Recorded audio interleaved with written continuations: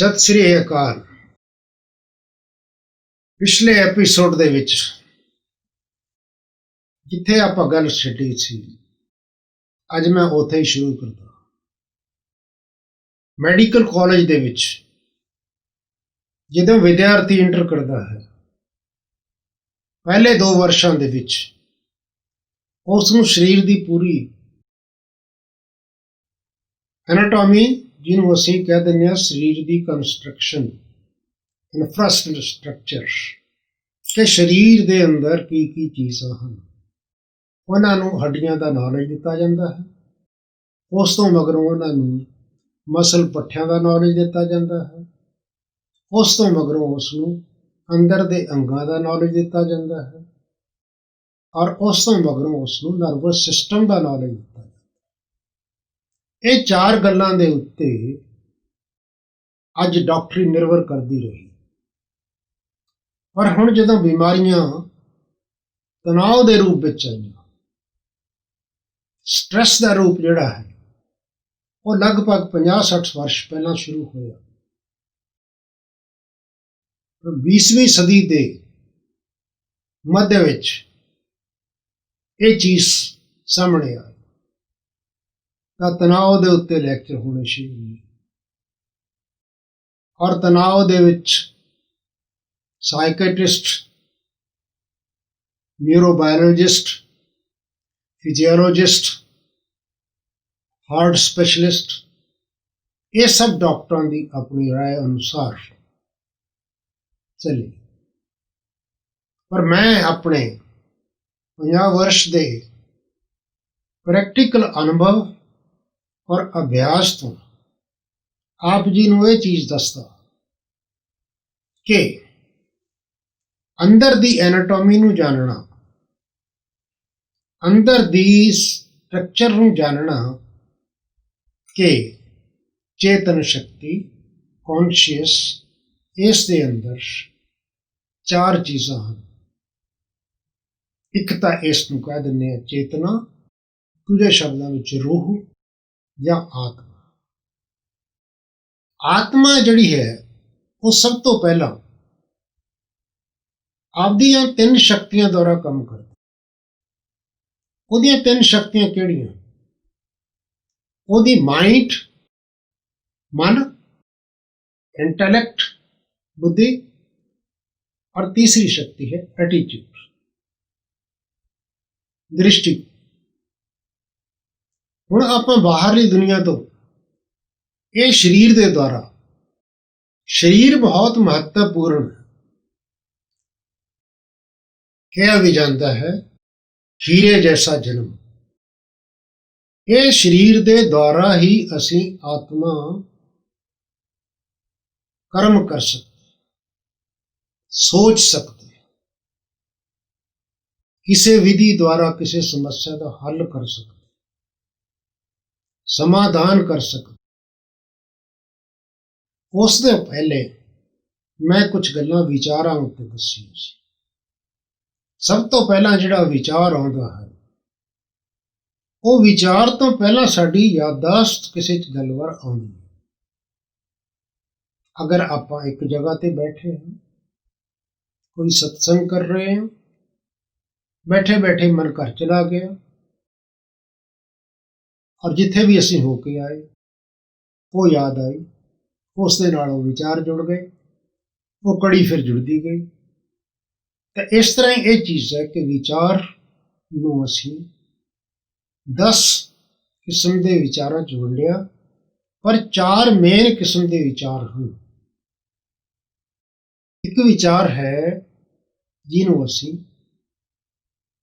Toxic thought ਕਹਿੰਦੇ ਹਾਂ। Toxic thought ਉਹ ਹਨ ਜਿਹੜੇ ਸਰੀਰ ਦੇ ਅੰਦਰ ਕ੍ਰੋਧ ਦੀ ਭਾਵਨਾ ਲੈ ਕਰ, ਬਦਲੇ ਦੀ ਭਾਵਨਾ ਲੈ ਕਰ, ਲੜਾਈ ਦੀ ਭਾਵਨਾ ਲੈ ਕਰਕੇ ਪੈਦਾ ਹੁੰਦੇ, ਉਹ ਸਾਰੇ ਸਰੀਰ ਦੇ ਅੰਗਾਂ ਵਿੱਚ ਚਲੇ ਜਾਂਦੇ। ਉਹ ਜਿਹੜੇ ਵਿਚਾਰ ਹਨ, ਉਹ ਵਿਚਾਰ ਅੱਖਾਂ ਦੁਆਰਾ ਤਾਂ ਨਜ਼ਰ ਨਹੀਂ ਆਉਂਦੇ, ਪਰ ਉਹ ਅੰਦਰ ਜਾ ਕਰਕੇ ਕੈਮੀਕਲ ਦੇ ਵਿੱਚ ਪਰਿਵਰਤਨ ਹੋ ਜਾਂਦੇ। ਉਹ ਕੈਮੀਕਲ ਸਾਡੇ ਸਰੀਰ ਦੇ ਅੰਗਾਂ ਦੁਆਰਾ ਬਲੱਡ ਵਿੱਚ ਆ ਜਾਂਦਾ। ਉਸ ਦੇ ਨਾਲ ਸਾਡਾ ਬਲੱਡ ਪ੍ਰੈਸ਼ਰ, ਪਲਸ ਰੇਟ, ਪਲਪੀਟੇਸ਼ਨ ਔਰ ਅਨੇਕ ਗੱਲਾਂ ਦਾ ਨੁਕਸਾਨ ਹੁੰਦਾ ਹੈ। ਉਹ ਵੀ 4 ਸਟੇਜਾਂ ਵਿੱਚ ਅਸੀਂ ਗੁਜ਼ਰਦੇ ਹਾਂ। ਪਹਿਲੀ ਸਟੇਜ ਨੂੰ ਅਕਿਊਟ ਸਟੇਜ ਕਿਹਾ ਜਾਂਦਾ ਹੈ, ਦੂਸਰੀ ਨੂੰ ਐਗਜ਼ੌਸਟਡ ਸਟੇਜ ਕਿਹਾ ਜਾਂਦਾ ਹੈ, ਤੀਸਰੀ ਅਵਸਥਾ ਵਿੱਚ ਅਸੀਂ ਥੋੜਾ ਰਿਲੀਜ਼ ਹੋ ਜਾਂਦੇ ਹਾਂ। ਪਰ ਇਸ ਨੂੰ ਤਕਰੀਬਨ ਘੰਟੇ ਤੱਕ ਵੀ ਲੱਗ ਸਕਦੇ ਹਨ, 2 ਦਿਨ ਵੀ ਚੱਲ ਸਕਦੇ ਹਨ। ਪਰ ਜੇ ਅਸੀਂ ਇਹਨਾਂ ਵਿਚਾਰਾਂ ਨੂੰ ਮਨ ਵਿੱਚ ਲੈ ਕੇ ਚੱਲਦੇ ਰਹੀਏ ਤਾਂ ਇਹ ਸਾਨੂੰ ਵੱਡਾ ਨੁਕਸਾਨ ਵੀ ਕਰ ਸਕਦਾ। ਦੂਜੀ ਗੱਲ ਇਹ ਚੀਜ਼ ਹੈ ਕਿ ਮਨ ਕੀ ਕਰਦਾ ਹੈ, ਇਹ ਵਿਚਾਰਾਂ ਨੂੰ ਲੈਂਦਾ ਹੈ। ਔਰ ਦੂਸਰੀ ਚੀਜ਼ ਹੈ ਕਿ ਮਨ ਆਪਣੇ ਵਿਚਾਰਾਂ ਨੂੰ ਪੋਜ਼ਿਟਿਵ ਵੀ ਬਣਾ ਸਕਦਾ ਹੈ। ਜੇ ਪੋਜ਼ਿਟਿਵ ਵਿਚਾਰ ਹੈ, ਸਾਡੇ ਅੰਦਰ ਵਿਚਾਰਾਂ ਨੂੰ ਪਰਿਵਰਤਨ ਕਰਨ ਦੀ ਸ਼ਕਤੀ ਹੈ। ਜਿੰਨੀ ਜਲਦੀ ਅਸੀਂ ਵਿਚਾਰ ਨੂੰ ਪਰਿਵਰਤਨ ਕਰ ਦਿਆਂਗੇ, ਉਨੀ ਜਲਦੀ ਅਸੀਂ ਠੀਕ ਹੋ ਜਾਵਾਂਗੇ। ਇਸ ਵਾਸਤੇ ਨਾਲ ਦੱਸਿਆ ਗਿਆ ਹੈ ਕਿ ਵਿਚਾਰ ਨੂੰ ਪੋਜ਼ਿਟਿਵ ਪਰਿਵਰਤਨ ਕਰ ਦਿਓ। ਔਰ ਦੂਸਰੀ ਚੀਜ਼ ਹੈ ਕਿ ਅਗਰ ਤੀਸਰੀ ਕਿਸਮ ਦੇ ਵਿਚਾਰ ਹਨ ਵੇਸਟ ਥਾਟ। ਵੇਸਟ ਮਾਨਾ ਵਿਅਰਥ ਵਿਚਾਰ। ਸਾਰਾ ਦਿਨ ਸਾਡਾ ਮਨ ਰੈਸਟ ਨਹੀਂ ਕਰਦਾ, ਕਿਸੇ ਕੋਲੇ ਖੜੇ ਹੋ ਗਏ ਤਾਂ ਗੱਲਾਂ ਸ਼ੁਰੂ ਹੋ ਗਈਆਂ। ਔਰ ਤਕਰੀਬਨ 100% ਦੇ ਵਿੱਚੋਂ 70% ਵਿਚਾਰ ਵਿਅਰਥ ਹਨ ਔਰ ਸਿਰਫ 20 to 30% ਵਿਚਾਰ ਸਾਡੇ ਪੋਜ਼ਿਟਿਵ, ਜਿਨ੍ਹਾਂ ਨੂੰ ਅਸੀਂ ਨੈਸੈਸਰੀ ਥਾਟਸ ਕਹਿੰਦੇ ਹਾਂ। ਨੈਸੈਸਰੀ ਮਾਨਾ ਘਰ ਦਾ ਕਾਰੋਬਾਰ ਕਰਨਾ, ਆਫਿਸ ਦੇ ਵਿੱਚ ਜਾਣਾ ਔਰ ਆਫੀਸ਼ੀਅਲ ਕਾਰਵਾਈ, ਜੋ ਵੀ ਰੂਟੀਨ ਦੇ ਵਿੱਚ ਆਉਂਦਾ ਹੈ, ਜੋ ਸਾਨੂੰ ਜ਼ਰੂਰੀ ਹੈ, ਘਰ ਦੀ ਵਸਤੂ ਨੂੰ ਲੈ ਕੇ ਆਉਣਾ, ਹਰ ਇੱਕ ਚੀਜ਼ ਨੂੰ ਅਸੀਂ ਜ਼ਰੂਰੀ ਥਾਟਸ ਕਹਿੰਦੇ ਹਾਂ, ਨੈਸੈਸਰੀ ਥਾਟਸ। ਇਹ 4 ਵਿਚਾਰਾਂ ਦੇ ਉੱਤੇ ਗੱਲ ਕਰਾਂਗੇ। ਨੈਗੇਟਿਵ ਥਾਟਸ ਉਹ ਹਨ ਕਿ ਜਿਹੜੇ ਹੈ ਤਾਂ ਉਹ ਟੌਕਸਿਕ ਦੀ ਤਰ੍ਹਾਂ ਹੀ ਕੈਮੀਕਲ ਨੂੰ ਚੇਂਜ ਕਰ ਦਿੰਦੇ ਹਨ, ਪਰ ਇੱਕ ਚੀਜ਼ ਹੈ ਕਿ ਉਹਨਾਂ ਦੀ ਇੰਟੈਂਸਿਟੀ ਜਿਹੜੀ ਹੈ ਉਹ ਘੱਟ ਹੈ। ਜਿਹੜੀ ਟੌਕਸਿਕ ਥਾਟ ਹੈ ਉਹਨਾਂ ਦੀ ਸ਼ਕਤੀ ਨੈਗੇਟਿਵ ਜ਼ਿਆਦਾ ਹੈ, ਪਰ ਨੈਗੇਟਿਵ ਵਿਚਾਰਾਂ ਦੀ ਸ਼ਕਤੀ ਥੋੜੀ ਕਮਜ਼ੋਰ ਹੈ। ਇਹਨਾਂ ਚੀਜ਼ਾਂ ਨੂੰ ਲੈ ਕਰਕੇ ਇਹ ਚੀਜ਼ ਸਾਡੀ ਕੀ ਕ੍ਰੀਏਟ ਕਰਦੀ ਹੈ? ਇੱਕ ਵਿਚਾਰ 1 ਸੈਕਿੰਡ ਦੇ ਵਿੱਚ ਗੁੱਸੇ ਵਿੱਚ ਆਇਆ ਹੋਇਆ ਵਿਚਾਰ ਦੁਰਭਾਵਨਾ ਪੈਦਾ ਕਰ ਦਿੰਦਾ। ਦੁਰਭਾਵਨਾ ਨੂੰ ਇੰਗਲਿਸ਼ ਦੇ ਵਿੱਚ ਇਮੋਸ਼ਨ ਕਿਹਾ ਜਾਂਦਾ ਹੈ। ਇਹ ਪੋਜ਼ਿਟਿਵ ਵੀ ਹੋ ਸਕਦੀ ਹੈ, ਸ਼ੁਭ ਭਾਵਨਾ ਵੀ ਹੋ ਸਕਦੀ ਹੈ, ਸ਼ੁਭ ਕਾਮਨਾ ਵੀ ਹੋ ਸਕਦੀ ਹੈ, ਕਿਸੇ ਪ੍ਰਤੀ ਅਸੀਂ ਸੋਚ ਸਕਦੇ ਹਾਂ। ਇਹ ਇਮੋਸ਼ਨ ਜਿਹੜੇ ਨੇ ਇਹ ਰਿਪੀਟੇਸ਼ਨ ਦੇ ਵਿੱਚ ਇਹ ਬਾਰ-ਬਾਰ ਰਿਪੀਟ ਹੁੰਦੇ ਹਨ। ਜਦੋਂ ਇਹ ਰਿਪੀਟ ਹੁੰਦੇ ਹਨ ਤਾਂ ਇਹ ਵਿਚਾਰ ਕਿਸ ਰੂਪ ਦਾ ਧਾਰਨ ਕਰਦੇ ਹਨ? ਕਿਸ ਰੂਪ ਨੂੰ ਧਾਰਨ ਕਰਦੇ ਹਨ? ਇਹ ਵਿਚਾਰ ਸਾਡੇ ਫਿਰ ਐਟੀਟਿਊਡ ਨੂੰ ਧਾਰਨ ਕਰਦੇ ਹਨ। ਐਟੀਟਿਊਡ ਮਾਨਾ ਸੰਸਕਾਰ। ਸੰਸਕਾਰ ਬਣ ਜਾਂਦਾ ਹੈ। ਉਹਨੂੰ ਦੂਜੇ ਸ਼ਬਦਾਂ ਵਿੱਚ, ਸਾਦੇ ਸ਼ਬਦਾਂ ਵਿੱਚ ਅਸੀਂ ਕਹਿ ਦਿੰਦੇ ਮੇਰੀ ਆਦਤ ਬਣ ਗਈ। ਉਹ ਆਦਤ ਸਾਨੂੰ ਖਿੱਚਦੀ ਹੈ। ਉਹ ਆਦਤ ਬਣ ਕਰਕੇ ਉਹ ਵਿਚਾਰ ਸਾਡੇ ਬ੍ਰੇਨ ਦੇ, ਮਸਤਕ ਦੇ ਮੈਮੋਰੀ ਬੈਂਕ ਵਿੱਚ ਚਲੇ ਜਾਂਦੇ। ਔਰ ਮੈਮੋਰੀ ਬੈਂਕ ਦੇ ਵਿੱਚ ਗਏ ਹੋਏ ਵਿਚਾਰ ਬ੍ਰੇਨ ਜਿਹੜਾ ਕਿ ਸਾਡਾ ਮਾਧਿਅਮ ਹੈ, ਮੀਡੀਅਮ ਹੈ, ਉਹਨਾਂ ਵਿੱਚ ਅਸੀਂ ਉਹਨੂੰ ਸਟੋਰ ਕਰ ਦਿੰਦੇ। ਔਰ ਉਸ ਨੂੰ ਮੈਂ ਇਸ ਤੋਂ ਪਹਿਲਾਂ ਕੁਝ ਮੈਮੋਰੀ ਦੇ ਉੱਤੇ ਵਿਚਾਰ ਦਿੱਤੇ ਸਨ, ਫਿਰ ਵੀ ਆਪਾਂ ਇਹਨਾਂ ਨੂੰ ਇੱਕ ਵਾਰੀ ਰਿਵਾਈਜ਼ ਜ਼ਰੂਰ ਕਰਾਂਗੇ ਕਿ ਇਹ ਮੈਮੋਰੀ ਅਲੱਗ-ਅਲੱਗ ਬ੍ਰੇਨ ਦੇ ਹਿੱਸਿਆਂ ਦੇ ਵਿੱਚ ਸਟੋਰ ਹੋ ਜਾਂਦੀ ਹੈ। ਔਰ ਇਸ ਤਰੀਕੇ ਨਾਲ ਹੀ ਇਹ ਸਾਈਕਲ ਚੱਲਦਾ ਰਹਿੰਦਾ ਹੈ। ਐਟੀਟਿਊਡ ਜਿਹੜਾ ਹੈ, ਜਿੰਨਾ ਅਸੀਂ ਆਪਣਾ ਐਟੀਟਿਊਡ ਪੋਜ਼ਿਟਿਵ ਬਣਾਵਾਂਗੇ, ਕਹਿੰਦੇ ਆ ਸੰਸਕਾਰ ਦੇ ਨਾਲ ਹੀ ਸੰਸਾਰ।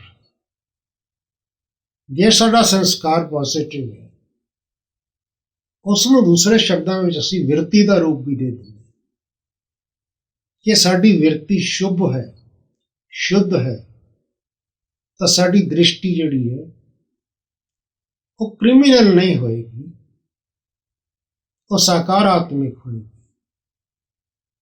ਅਸੀਂ ਦੂਸਰੇ ਨੂੰ ਵੀ ਆਤਮਾ ਦੇ ਰੂਪ ਵਿੱਚ ਦੇਖਾਂਗੇ। ਜਦੋਂ ਅਸੀਂ ਦੂਸਰੇ ਨੂੰ ਆਤਮਾ ਦੇ ਰੂਪ ਚ ਦੇਖਦੇ ਹਾਂ, ਮੈਂ ਵੀ श्रेष्ठ आत्मा, मेरे सामने वाली भी श्रेष्ठ आत्मा। ਇਹ ਵਿਵਹਾਰ ਪਹਿਲਾਂ ਚੱਲਦਾ ਰਿਹਾ ਇਸ ਸ੍ਰਿਸ਼ਟੀ ਦੇ ਆਦਿ ਵਿੱਚ। ਕੋਈ ਨੈਗੇਟਿਵਿਟੀ ਨਹੀਂ ਸੀ। ਜਿਉਂ-ਜਿਉਂ ਅਸੀਂ ਥੱਲੇ ਨੂੰ ਉਤਰੇ, ਜੀਵਨ ਦੀ ਯਾਤਰਾ ਕਰਦੇ ਰਹੇ, ਤਾਂ ਸੋਨੇ ਤੋਂ ਚਾਂਦੀ, ਚਾਂਦੀ ਤੋਂ ਤਾਂਬਾ, ਤਾਂਬੇ ਤੋਂ ਲੋਹਾ, ਇਸ ਤਰੀਕੇ ਨਾਲ ਹੀ ਜੋ ਲੋਹਾ ਹੈ ਉਹ ਕੋਈ ਨਜ਼ਰ ਨਹੀਂ ਆਉਂਦਾ, ਉਹ ਤਮੋ ਪ੍ਰਧਾਨਤਾ ਆ ਜਾਂਦੀ।